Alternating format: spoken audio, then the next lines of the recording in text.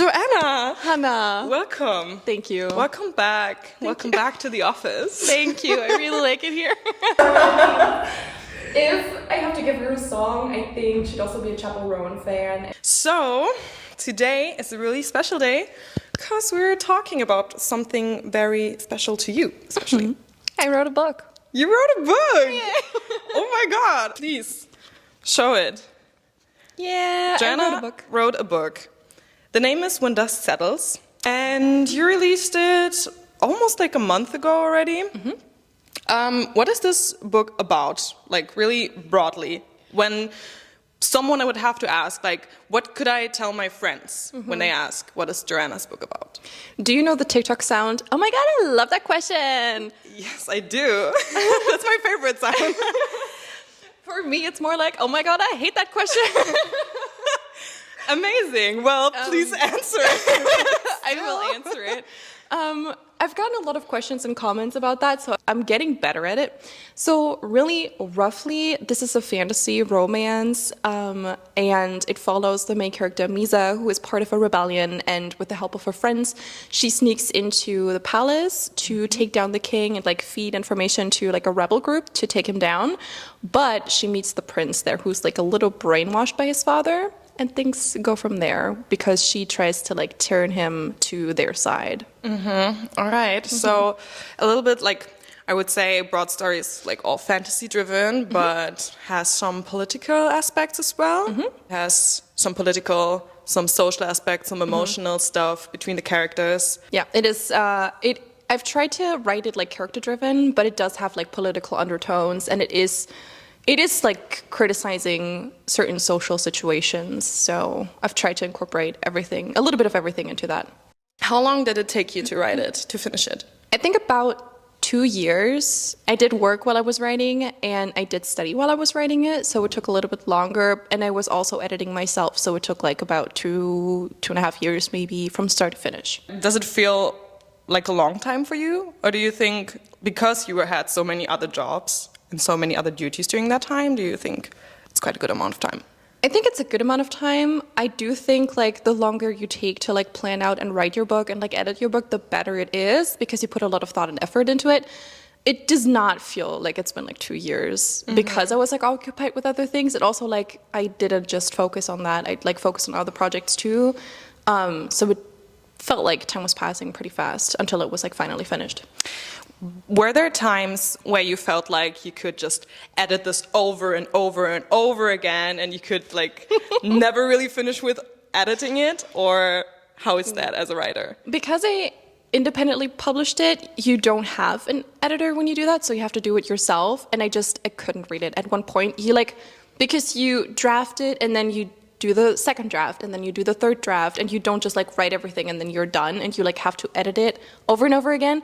I'm so sick and tired of reading my own story. I'm so sorry. I can't read it anymore. It's a good story. It's a good book, but like I've read every sentence like a trillion times. I get it. I so get it. You said it's really character driven. Do you have a favorite character? I do. Spill the tea. My favorite character is Misa because she is really cool. I really tried to like craft her into this like strong person, but she still is like human and she's still like a realistic person. So I like her. She has a lot of trauma, a lot of like issues. Okay. And I put her through a lot, but I like her the best, which is not a popular opinion. Really? Yeah. I feel like I went into this and I was like, everyone's gonna love Misa and everyone's gonna love Aaron. Everyone loves Hannah. Like, she is everyone's favorite child. It's so funny. Everyone's like, I love this book. It's so good. Yeah, it is so good. I love Hannah. I'm like, okay, what about the rest? Misa? What about like Aaron? But I gotta be honest, when I started reading it, I also, like, my first thought was also that I felt the most connected with Hannah. I understand. I love her too. She's an amazing character, and she's like super wise, and like she's like the good friend. I feel like she's like an angel. Like no one can touch her, and I understand. It's just like a little unexpected because I thought like, oh, everyone is gonna love the like fierce, strong main character because Hannah doesn't even have her own point of view. Like she's just a side character. She's there, but I get it. She's lovable. I understand. Is there anything in the book where you took inspiration from real life, or is it all fictional? Like, is there any person that you were thinking about when you were writing the characters or the places, or any real life inspiration? Not really. For this one, or actually for like none of the work that I do, except for like one, I base it on anyone. I don't really do that. I did take a little bit of inspiration from Avatar: The Last Airbender because I had a huge crush on Zuko when I was younger. And so I kind of modeled Eren after Zuko, but that's like the only thing that inspired me. Okay, so I feel like people that also love Avatar, they would also love your book. I think so. Maybe, yeah. Okay, amazing. Is there anything that you would change if you could change it now? One thing I would like to change is I would like to incorporate a map in the book. I tried to fix it by putting it on the cover, and it really surprised me that a lot of people love the cover. I thought it looked like...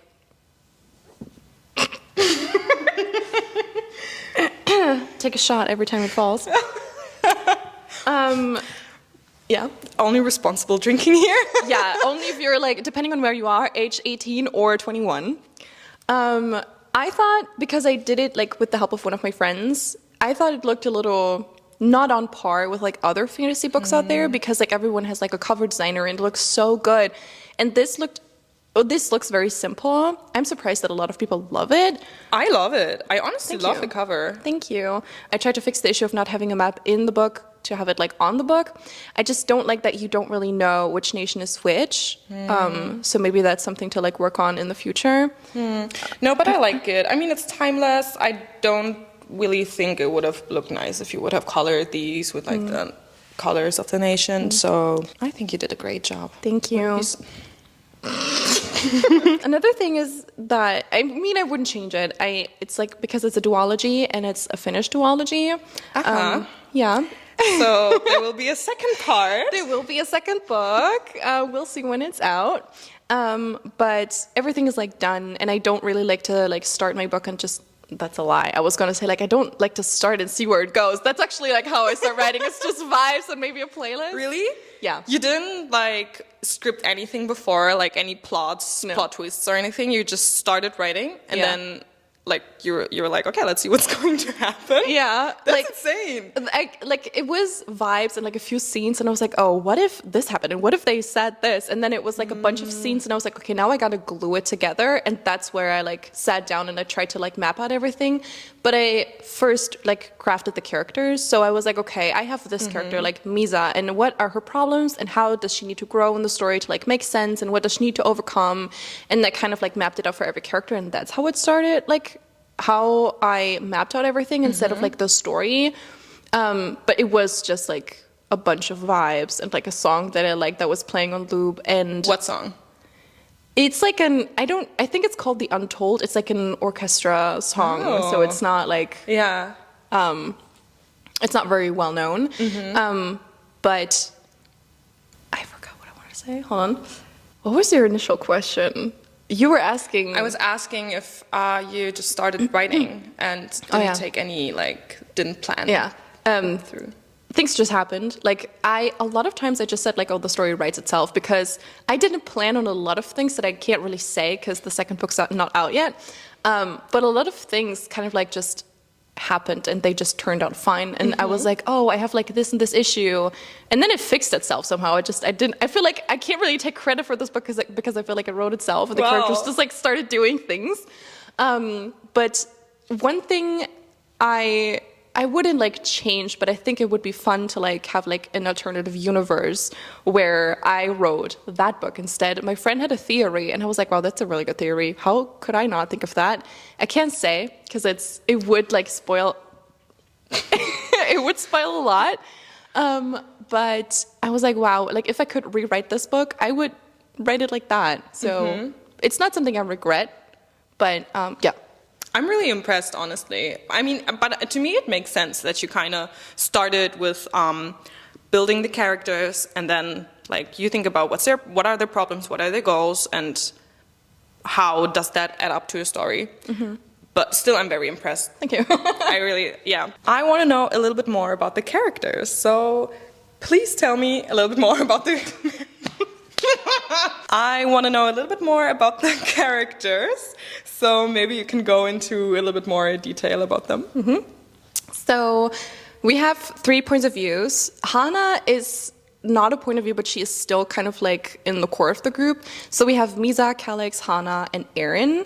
We have everyone's POV except for Hana. Why? Is there a reason? No. I just thought that it would be too many characters having a point of view. Also because Hana and Calix are together most of the time, I think it didn't make a lot of sense to give both of them a point of view.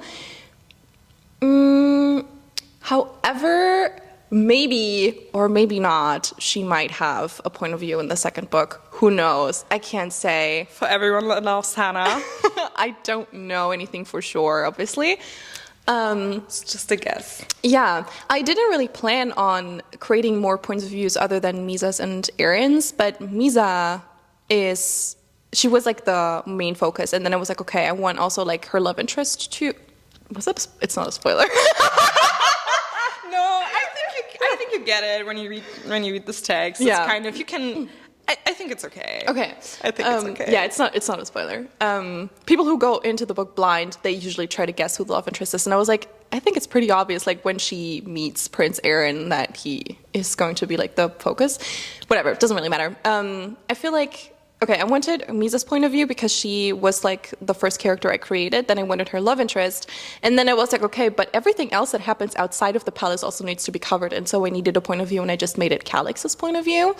To get back to your initial question, Misa is an orphaned girl who came to the Red Nation, and she is strong and fierce, and she lived through a lot of trauma, which made her the way that she is, which is a little bit untrustworthy, and she seems like a lone wolf, but she cares a lot about the people that are in her life, and she is part of this revolution to achieve peace and to go against the king, so she has like this great belief of wanting to make things right and to stand up for those who suffer.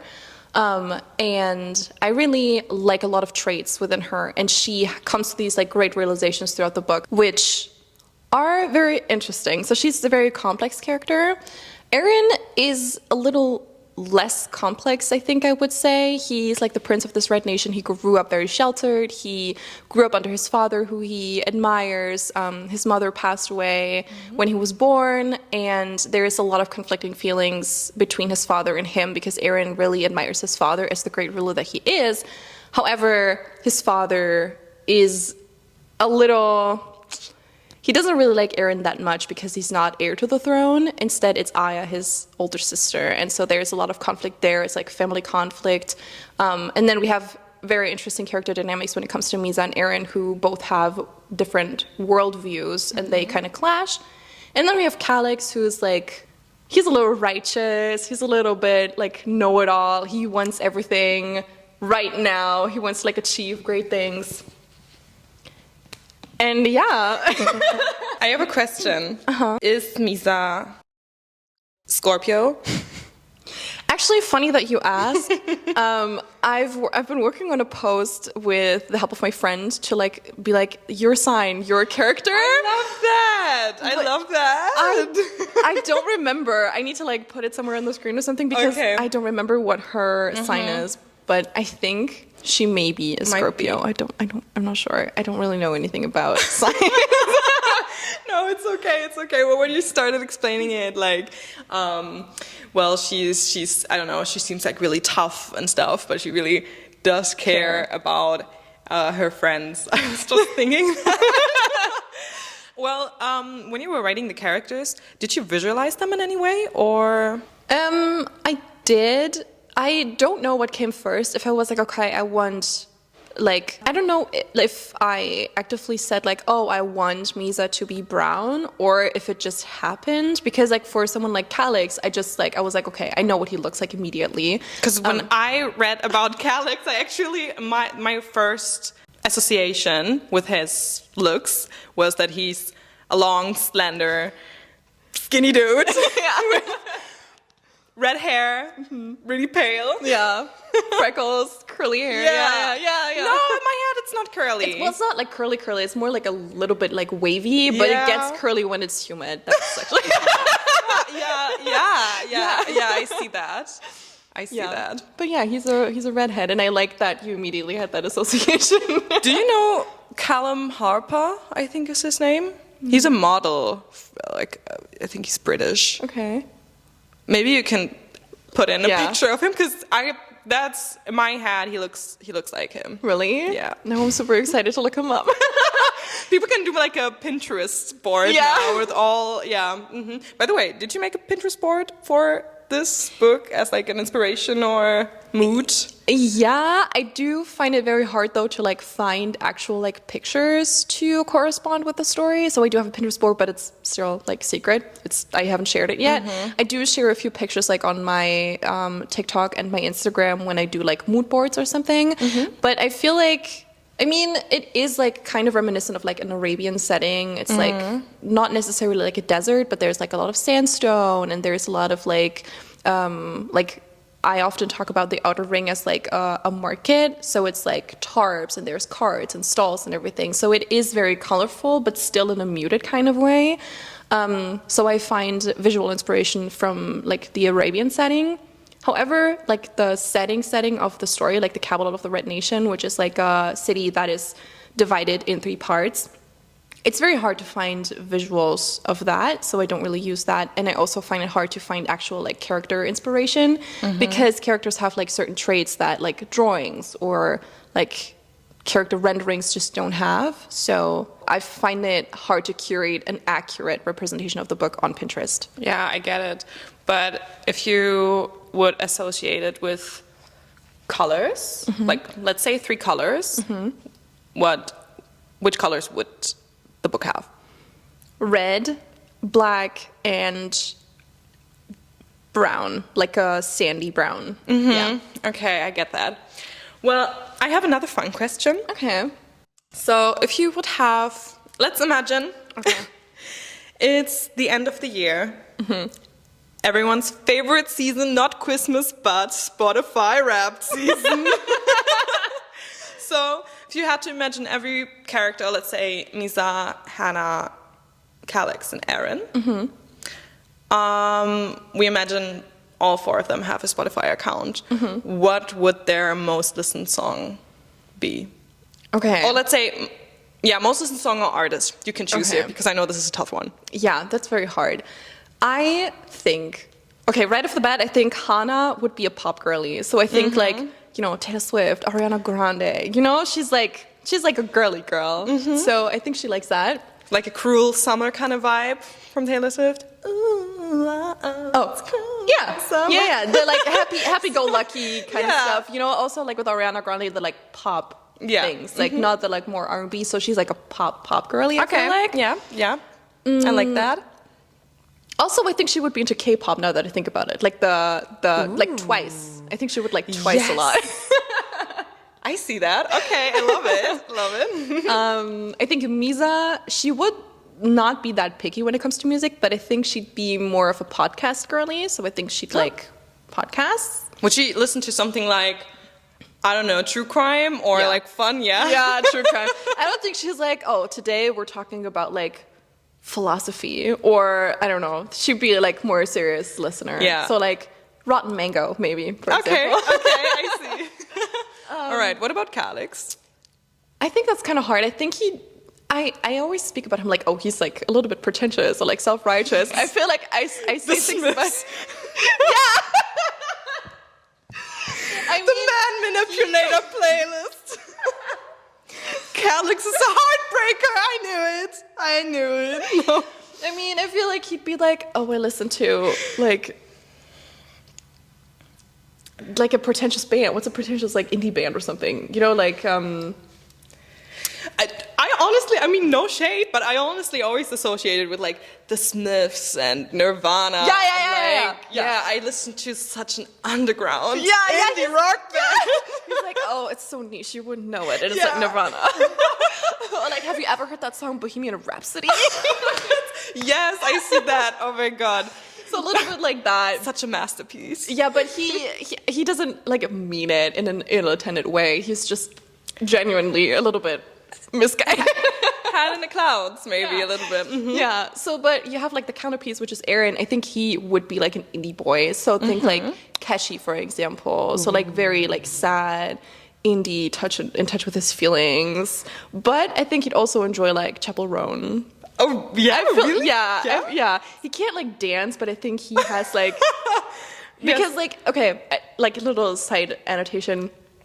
He doesn't really party. There's no dancing, and there's a scene in the book where Misa is talking to him like, "Hey, have you ever danced?" And he's like, "No, maybe you could teach me." You know, so he is not. I think he's like, oh wow, these moves. This is great. HOTTOTO. So I think he'd be down with like a lot, but I think his soul, because he is a sad boy, he's a traumatized boy, I think his soul speaks to like sad indie music. Indie music, but not like the Lil Peep vibe. No. That's a little too edgy. Yeah, maybe. I think he's posh more. Yeah, I think his favorite artist would be Keshi. So think like very slow, very like emotional. Very good. I've seen Keshi twice live, so Okay, you should know. You know the vibes. It's amazing. He's good. Okay, so is there anything in the book that you kind of built in like an Easter egg or something, and you wanted people to notice? I did. Well, do you want to share it? That's the actual question. I mean, I guess if people don't want to know, they can like skip the part, but I'm just gonna tell you because so far no one has picked it up yet. And I'm curious, so Of course. So I haven't given the king a name. Just because I personally don't really like when people have like an excuse for doing the things that they do. So he, like the king, is a terrible person. He's a terrible ruler. He is a horrific person. He's a monster. He has no heart. He is irredeemable. And I hate that I could excuse it like, oh, his wife died, you know, the one person he loved, and he turned cruel because he lost the thing that he loved, and that explains his actions. I don't like that. He's just a bad person, point blank. And I didn't give him a name to kind of further that, to like make him less human, because I feel like once you have a name, you know, it makes you human. Once you know more about the person, you kind of like resonate with them on a level, and I didn't want that. I wanted him to be this bad person who's the cause of evil. And so far, no one has picked it up. No one's been I was about to ask, did anyone notice it before? No one was like, hey, what's the dude's name actually? No one. No one asked? No. Oh. Well, let's see. Write in the comments if you noticed it. Yeah, I think it's kind of funny because, I mean, it does kind of balance out because people call him either like king or your majesty, or they're like father, you know, in like Aaron's and Aya's case. So I think it does balance out that people aren't talking about like the king this and the king that all the time. But I was like, no one has been like, does the dude have a name actually? So that's interesting. So When Dust Settles is like, it's like freshly released. How has the response to the book been so far, and how does it feel to, like, you published your first book? That's insane. How do you feel, and like how does it feel to be perceived, or like the book to be perceived? It's scary. It's very scary because, I mean, I've said this to you before, like in private, like when was the last time you did something for the first time? And this is something that I've been doing for the first time, and to like put myself out there and to put my writing out there was very scary because I didn't know if it was good enough, or if the story was good enough or interesting, or if the characters were engaging. And I am a very critical reader, and so I was like, what if people talk about my book the way I talk about some books, you know? I was like very scared.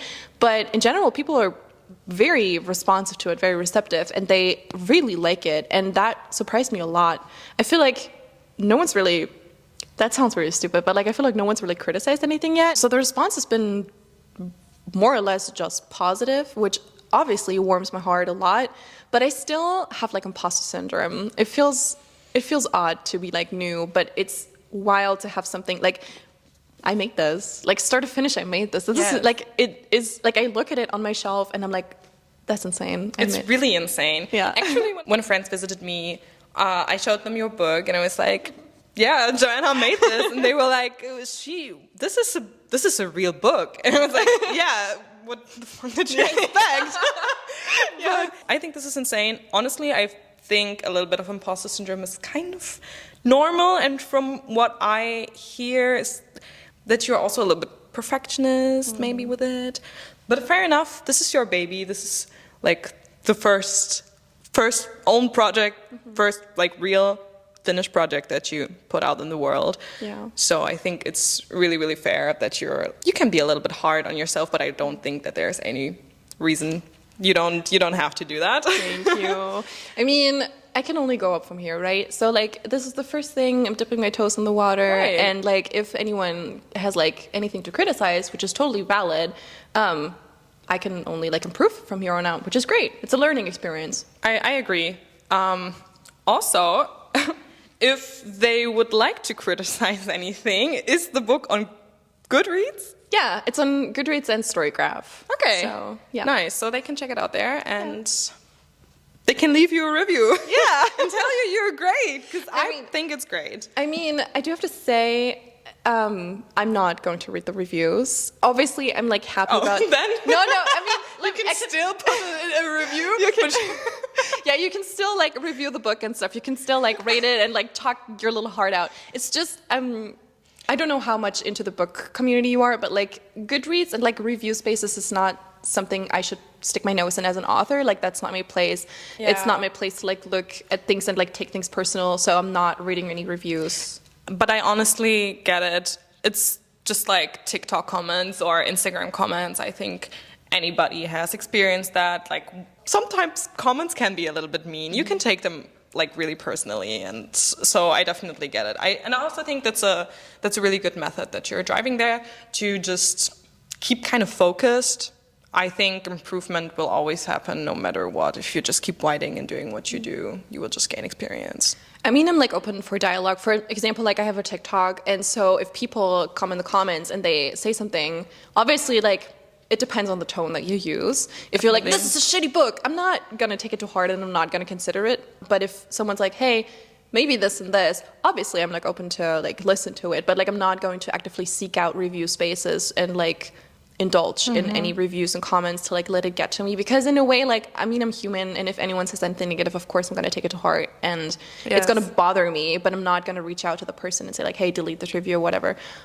So it like depends on the space, but I'm not going to go on review on Goodreads and gonna read anyone's reviews. Yeah, I get it. And if they want to follow you and your journey as a writer and author, where can people seek you out? It's Joanna's Book Space on Instagram and TikTok. Follow her there. And if you want to grab yourself a copy of When Dust Settles, then you should definitely do that. You can get it on Amazon so far. So I think that's it for today. Yeah. I thank you very much for having this conversation with me. I really loved it. And maybe we can have another one for the second part of the book. Thank you for having me. I would love to sit on this very same couch in maybe like a year or like 9 months. No, who knows? Who knows? I don't. Amazing. Thank you so much, Joanna. Oh, thank you, Hannah. Okay, it's a wrap. Yay. Okay, nice cut.